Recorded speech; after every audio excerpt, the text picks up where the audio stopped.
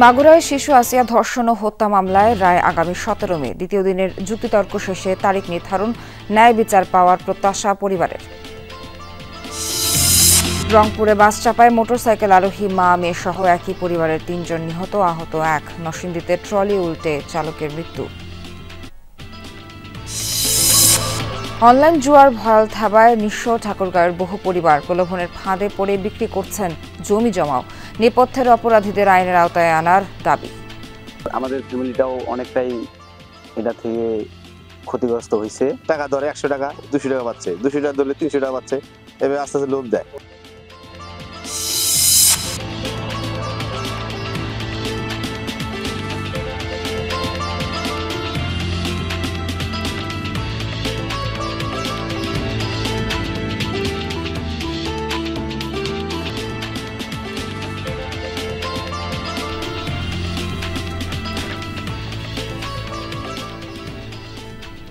স্বাগত সবাইকে, আমন্ত্রণ সংবাদ সারাদেশে। এতক্ষণ শিরোনাম দেখছিলেন, পুরো খবর জানাবো আমি নাবিলা সোহার।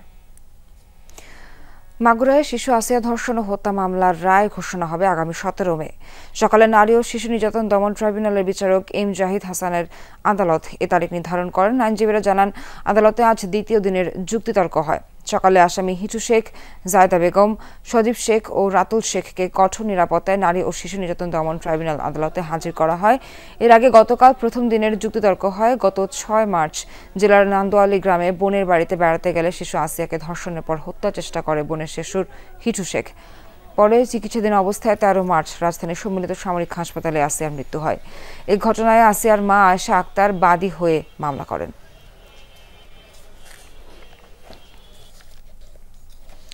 এ বিষয়ে আরো জানাতে মাগুরা থেকে যুক্ত হচ্ছেন সহকর্মী আলিমুজ্জামান উজ্জ্বল। উজ্জ্বল, রায় ঘোষণার তারিখ তো নির্ধারণ হলো, আসিয়ার পরিবার এ বিষয়ে কি বলছেন?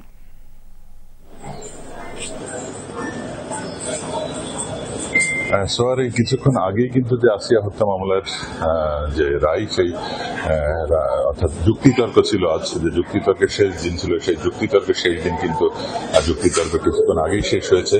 সেখানে আদালত আগামী 17ই মে কিন্তু রায় ঘোষণার দিন ধার্য করেছে।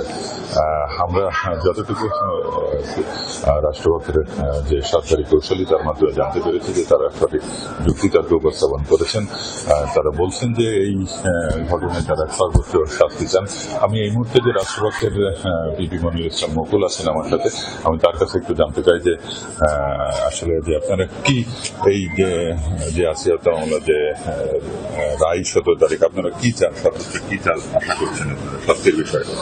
এই মোকদ্দমায় আমরা রাষ্ট্রপক্ষ থেকে আশা করেছি যে মোকদ্দমার সাক্ষী প্রমাণ এবং ডকুমেন্টারি এভিডেন্স সমস্ত কিছু পেরুজ করে আমাদের কাছে প্রতীয়মান হয়েছে যে মামলা আসামিদের সর্বোচ্চ সাজা হবে। আমরা বিজ্ঞ আদালতে দাবি করেছি যে মোকদ্দমার 1 নম্বর আসামি হিটু শেখ, তার বিরুদ্ধে 2000 সালের নারী ও শিশু নির্যাতন দমন আইন সংশোধিত 2003-এর 9-2 ধারায় সর্বোচ্চ শাস্তি মৃত্যুদণ্ড আমরা প্রার্থনা করেছি। এবং আসামি রাতুল এবং সজীব, তাদের বিরুদ্ধে 506-এর দ্বিতীয় অংশে সর্বোচ্চ সাজা, যেটি 7 বছর আমরা দাবি করেছি। এবং আসামি জাহেদা, যিনি তথ্য গোপন করেছিলেন এই মোকদ্দমার ঘটনাকে ভিন্ন খাতে প্রবাহিত করার জন্য, তার সর্বোচ্চ সাজা 7 বছর আমরা দাবি করেছি। আমরা আশা করি যে এই মোকদ্দমায় রাষ্ট্রপক্ষ আমাদের প্রমাণের ভিত্তিতে বিজ্ঞ আদালত আসামিদের সর্বোচ্চ সাজা নিশ্চিত করবেন ইনশাআল্লাহ। স্যার, শুনছিলেন যে রাষ্ট্রপক্ষের যে কৌশলী বলছিলেন যে 4 জন আসামি রয়েছে, অর্থাৎ হিটু শেখ এবং তার 2 ছেলে এবং তার স্ত্রী সহ যারা যে 4 জন আসামি, তাদের 4 জনের সর্বোচ্চ শাস্তি তারা আশা করছেন। স্যার উজ্জ্বল, ধন্যবাদ আপনাকে। 2 জেলায় সড়ক দুর্ঘটনায় 4 জন নিহত হয়েছেন। এর মধ্যে রংপুরের কাউনিয়াতেই প্রাণ গেছে একই পরিবারের 3 জনের। পুলিশ জানায়, সকালে স্ত্রী, মেয়ে ও ভাতিজাকে নিয়ে মোটরসাইকেলে কাউনিয়া মিরবাগ ডিগ্রি কলেজ পরীক্ষা কেন্দ্রে যাচ্ছিলেন আশরাফুল ইসলাম। রংপুর কুড়িগ্রাম আঞ্চলিক মহাসড়কে ওঠার পর একটি বাস মোটরসাইকেলটিকে চাপা দেয়। ঘটনাস্থলে মারা যান আশরাফুলের স্ত্রী রোজিনা বেগম, মেয়ে এইচএসসি পরীক্ষার্থী আফসানা বেগম এবং ভাতিজা রহমত আলী। গুরুতর আহত অবস্থায় আশরাফুলকে উদ্ধার করে কাউনিয়া স্বাস্থ্য কমপ্লেক্সে ভর্তি করা হয়েছে। পরে মরদেহগুলো স্বজনদের কাছে হস্তান্তর করা হয়। এদিকে নরসিংদীর মনোহরদীতে ট্রলি উল্টে এক চালক নিহত হয়েছেন। জুম্মাপাড়া যে জায়গার নাম আছে, ওখানে রোডের ভিতরে সিএনজি হঠাৎ করে ব্রেক করছে। ব্রেক করার কারণে আমার চাষা ব্রেক করছে। রাস্তা ভিজা থাকার কারণে পেছনের চাকা হয়তো স্লিপ করার কারণে ওরা পড়ে গেছে, মহিলারা পড়ে গেছে রাস্তার ভিতরে। ওই সময় পাশ থেকে অপর সাইড থেকে একটা ট্রাক এসে লাগাই দিয়ে চলে গেছে। বাসগুলো চলাচল করে, এই বাসগুলো বেপরোয়া ভাবে চলাফেরা করে রোডে। উনি যদি ধীর গতিতে আসতো তাহলে আমার মনে হয় এটা একটা হিল্লা আল্লাহ তাআলা হয়তো বা উঠাই নেবেন এভাবে, কিন্তু হচ্ছে যে যদি বাসটা আসলে ধীর গতিতে আসতো এভাবে হয়তো বা হইতো না। সুন্দরবনের মান্দারবাড়ি এলাকায় বিএসএফ এর রেখে যাওয়া ৭৫ বাংলাদেশিকে পরিবারের কাছে হস্তান্তর করেছে কোস্টগার্ড। আর ৩ ভারতীয় নাগরিকদের বিরুদ্ধে অনুপ্রবেশের মামলা দেওয়া হয়েছে। সকাল 10:30টার দিকে হস্তান্তর কার্যক্রম শুরু হয়। কোস্টগার্ড পশ্চিম জোনের কমান্ডিং অফিসার জানান, সুন্দরবনে বিএসএফ এর রেখে যাওয়া ৭৮ জন ভারতের গুজরাটের একটি বস্তিতে থাকতেন। সম্প্রতি সেটি ভেঙে দেয় ভারতীয় পুলিশ। এরপর তাদের উপর নির্যাতন চালিয়ে গত ৯ মে সুন্দরবনের মান্দারবাড়ি এলাকায় এনে রেখে যায় বিএসএফ। পরে তাদের উদ্ধার করে কোস্টগার্ড। এদের মধ্যে ৩ জন ভারতীয় নাগরিক দাবি করে তাদের বিরুদ্ধে অনুপ্রবেশের মামলা হয়েছে। গতকাল আদালতের মাধ্যমে তাদের কারাগারে পাঠানো হয়।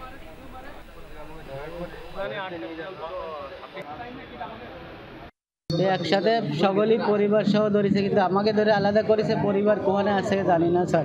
মা বাপ ভাই বোন বউ ছেলে মা যদি না থাকে তার বাইশে থেকে কি লাভ বলেন? তাদেরকে অমানবিক অত্যাচার, শারীরিক নির্যাতন এবং ধর্মীয় অবমাননার সূচক মন্তব্য প্রদান করে।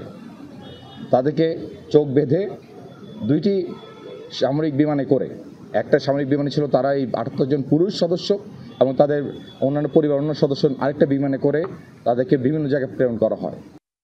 বরিশাল বিশ্ববিদ্যালয়ের উপাচার্যের পদত্যাগের দাবিতে অনশন করছেন শিক্ষার্থীরা। বন্ধ রয়েছে ক্লাস ও প্রশাসনিক কার্যক্রম।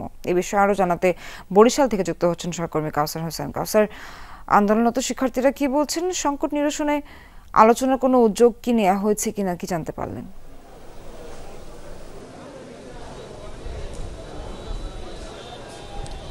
সোহার, প্রায় 1 মাস ধরে বরিশাল বিশ্ববিদ্যালয়ের শিক্ষার্থীরা বিভিন্ন দাবিতে আন্দোলন করে আসছেন এবং গেল 10 দিন ধরে সেই আন্দোলন এক দফা দাবিতে পৌঁছেছে এবং সেই আন্দোলনের প্রেক্ষিতে তারা যিনি উপাচার্য রয়েছেন সেই উপাচার্যর পদত্যাগ দাবি করছেন বা সরকারের পক্ষ থেকে তাকে অপসারণের দাবি করেছেন। এবং যখন তারা দেখতে পাচ্ছেন যে তাদের যে অবস্থান কর্মসূচি বা অবস্থান কর্মসূচির পরে যে বিক্ষোভ কর্মসূচি, সেই কর্মসূচিতেও যখন তাদের যে দাবি দেওয়া পূরণ হচ্ছে না, গতকাল রাত থেকে বরিশাল বিশ্ববিদ্যালয়ে 11 শিক্ষার্থী তারা অনশনে গিয়েছেন এবং তারা সেই অনশন কর্মসূচি এখন পালন করছেন এবং তারা যে একাডেমিক ভবনটি রয়েছে প্রশাসনিক ভবনের নিচতলায় সেই অনশন কর্মসূচি পালন করছেন। এবং তাদের সাথে কিন্তু শিক্ষার্থীদের একটি অংশ যারা গেল কয়েকদিন ধরে শিক্ষার্থীদের যে দাবি রয়েছে এক দফা দাবি, সেই দাবির সাথে সংহতি প্রকাশ করেছেন সেই শিক্ষকদের একটি অংশ কিন্তু সেই যারা অনশনরত শিক্ষার্থীরা রয়েছেন তাদের সাথে অবস্থান নিয়েছেন এবং তারা বলছেন যে বর্তমান যিনি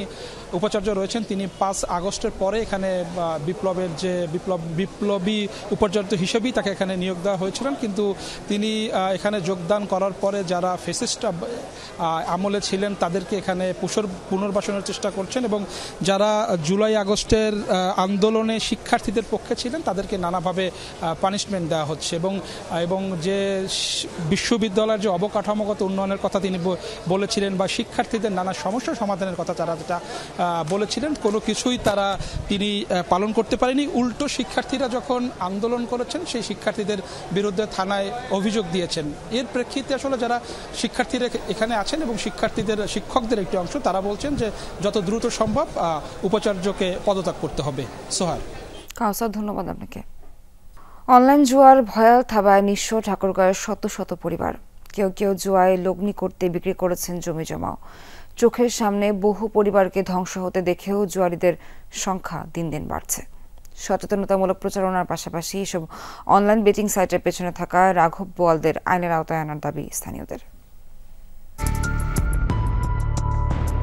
চটকদার এমন বিজ্ঞাপনে ছয় লাভ সামাজিক যোগাযোগ মাধ্যম। অল্প পুঁজিতে কয়েক গুণ লাভ, মুহূর্তে হওয়া যাবে লাখপতি। অনলাইন জুয়ার এসব লোভনীয় ফাঁদে হরহামেশে পা দিচ্ছে শত শত মানুষ। ঠিক এভাবেই দ্রুত বড়লোক হবার ফাঁদে পা দিয়ে নিঃস্ব হয়েছেন ঠাকুরগাঁও সদরের আউলিয়াপুর গ্রামের তাপস রায়। সহায় সম্পদ হারিয়ে এখন কোনো রকমে দিন কাটছে তার পরিবারের। আমাদের ফ্যামিলিটাও অনেকটাই এটা থেকে ক্ষতিগ্রস্ত হয়েছে, সম্পদ অনেক নষ্ট হয়েছে। আর যেন এরকম কারণ না হয়। একটা খারাপ কাজ গেলে সকারে অশান্তি, তোমার বুঝেন না। তাপসের মতো অনলাইন বেটিংয়ে সবকিছু হারিয়েছেন আরও অনেকেই। অভিযোগ রয়েছে স্থানীয়ভাবে এসব বেটিং এজেন্টদের নিয়ন্ত্রণ করেন স্থানীয় এক রাজনীতিবিদ। এই বিষয়ে জানতে চাইলে রাজনৈতিক প্রতিহিংসার শিকার হচ্ছেন বলে দাবি করেন তিনি। পোলাপানে অনেক নষ্ট হয়ে যাচ্ছে। দেখেন যে টাকা ধরে 100 টাকা 200 টাকা পাচ্ছে, 200 টাকা ধরলে 300 টাকা পাচ্ছে। এবার আস্তে আস্তে লোভ দেয় দেখা যায় একসময় 20,000 টাকা ধরে, 20,000 টাকা ধরে 40,000 টাকা আশা করে, দেখা যায় 40,000 পাই না, ওরা সব চলে যায়। একটা সিম ওদের 7.5 লক্ষ টাকা, তিনটা ছেলের কাছে 3-7 লক্ষ টাকা সিমে কিনা আছে। একটা সিম যে সিমটা ডিলার আর কি, সেই সিমটার দাম হচ্ছে 7.5 লক্ষ টাকা। ওটা দেখতে খুলতে হয়, অ্যাকাউন্ট খুলে দেয় আর কি। ডিলার ওরা খেললেও বেনিফিট আসবে, না খেললেও বেনিফিট আসবে। ওরা হচ্ছে মূল হতা মানে প্রতিদিন। সভাপতির নাম কি? সাইদুর রহমান। গোটা বাংলাদেশে করে, কিন্তু এই বিষয় নিয়ে আর কোথাও কোনো কথা শুনি না, শুধু এখানকার কথাই শুনি। কেন এখানকার কথা শুনি? আমার কোনো নিজস্ব কোনো একদম ব্যক্তি তাদের নিজস্ব স্বার্থ হাসিল করার জন্য এগুলো বক্তব্য বৃত্তি দিচ্ছে, তাদের স্বার্থ হাসিল করার জন্য কাউকে কালারিং করতেছে। আমরা রাজনীতি করি, স্বচ্ছভাবে রাজনীতি করি, আমার রাজনীতি ক্যারিয়ার আপনারা যাচাই করেন। পুলিশ জানায় মাঠ পর্যায়ে প্রচারণা চালানোর পাশাপাশি জড়িতদের ধরতে কাজ চলছে। এই সমস্যাটি আমরা জেনেছি, আর এই বিষয়ে আমাদের স্পেশালি ডিবি টিম কাজ করছে। আমরা সিআইডি সহ অন্যান্য যারা সংস্থা আছেন, যে সংস্থাগুলো সহযোগিতা নিয়ে আমরা কাজ করতে পারি, তাদের সাথে সমন্বয় করে কাজ করার চেষ্টা করছি। গত 6 মে অনলাইনে সব ধরনের জুয়া নিষিদ্ধ করেছে অন্তর্বর্তীকালীন সরকার। রাহিম সারোয়ার, যমুনা নিউজ। পঞ্চগড়ে তেঁতুলিয়ার সংযোগ সড়ক ছাড়াই সেতু নির্মিত হচ্ছে। সেতুটির নির্মাণ ব্যয় ধরা হয়েছে প্রায় অর্ধ কোটি টাকা। স্থানীয়রা বলছেন, বর্ষাকালে জমির অতিরিক্ত পানি নিষ্কাশনের নালার উপর এত বড় সেতু নির্মাণ অর্থের অপচয় ছাড়া কিছুই নয়। চারপাশেই ফসলি জমি, আশেপাশে নেই কোনো রাস্তা, অথচ এমন একটি জায়গায় নির্মিত হচ্ছে ব্রিজ। এ নিয়ে উঠেছে প্রশ্ন। পঞ্চগড়ের তেঁতুলিয়ার মণ্ডলপাড়া এলাকার বিস্তীর্ণ মাঠ জুড়েই চাষাবাদ। সেখানে আছে ছোট একটি নালা, তার উপর তৈরি হচ্ছে 10 ফুট উচ্চতার ব্রিজটি। এলাকাবাসী বলছেন, সংযোগ সড়ক ছাড়া কাজে আসবে না অবকাঠামোটি। পশ্চিম সাইডে যাওয়ার কোনো বুদ্ধি নাই, কিন্তু শীত হয়ে গেছে বড়, কিন্তু এতটা শীতের আমাদের দরকার ছিল। আমরা কোনোদিন শুনি নাই যে আগে সেতু পরে রাস্তা, রাস্তা 2 সাইড ভেঙে চলে গেছে, রাস্তা কোনো খোঁজ খবর নাই। এত বড় সেতু না দিলেই পারতো। এরই মধ্যে ব্রিজের 50 ভাগ কাজ শেষ হয়েছে, তবে সড়ক নির্মাণে নেই দৃশ্যমান অগ্রগতি। এক পাশে রাস্তা আছে, এক পাশে রাস্তা নাই, মধ্যখানে ব্রিজ আছে আর কি। যে ছোট রাস্তা আমরা কৃষি জমি করি, এখানে অনেক টাকা ব্যয় করে সরকারের ঘাটতি না আমাদের, আসলে এটা ব্রিজ দেওয়া ঠিক হয় না। টাকাগুলো নষ্ট না করে যেন জনগণের উপকার হয় এমন কিছু জায়গায় টাকাগুলো খরচ করেন। আমি ক্যামেরার সামনে আপনার কথা বলতে পারবো না। এ বিষয়ে কথা বলতে রাজি নন প্রকল্প বাস্তবায়ন কর্মকর্তা। দায় চাপালেন আগের কর্মকর্তার উপর। স্থানীয় ইউপি চেয়ারম্যানের মাধ্যমে প্রয়োজনীয় ব্যবস্থা নেওয়ার আশ্বাস দিলেন ইউএনও। জানালেন, দ্রুতই শুরু হবে সড়কের কাজ। এটা নিয়ে আমি আমার ঊর্ধ্বতন কর্তৃপক্ষকে ইতিমধ্যে জানিয়েছি, আর একই সাথে আমাদের প্রকল্প বাস্তবায়ন কর্মকর্তা যিনি আছেন তিনি চেয়ারম্যানের সঙ্গে কথা বলছেন। আমিও কথা বলে আমরা একটু চেষ্টা করব যে আমাদের অপর পাশের সংযোগ সড়কটা নির্মাণ করে দেওয়ার জন্য। 2023-24 অর্থ বছরে সেতু নির্মাণ প্রকল্পের আওতায় তৈরি হচ্ছে 15 মিটার দৈর্ঘ্যের এই অবকাঠামোটি। ব্যয় ধরা হয়েছে 43,46,000 টাকা। রাকিব সরকার, যমুনা নিউজ। তীব্র গরমের পর অবশেষে স্বস্তির বৃষ্টি হয়েছে ফেনীতে। সকাল থেকে সূর্যের চোখ রাঙানি থাকলেও 10টার পর থেকে বদলে যায় দৃশ্য। আকাশে কালো মেঘ ঘিরে শুরু হয় দমকা হাওয়া, বজ্রপাতের সাথে শুরু হয় মাঝারি মাত্রার বৃষ্টি।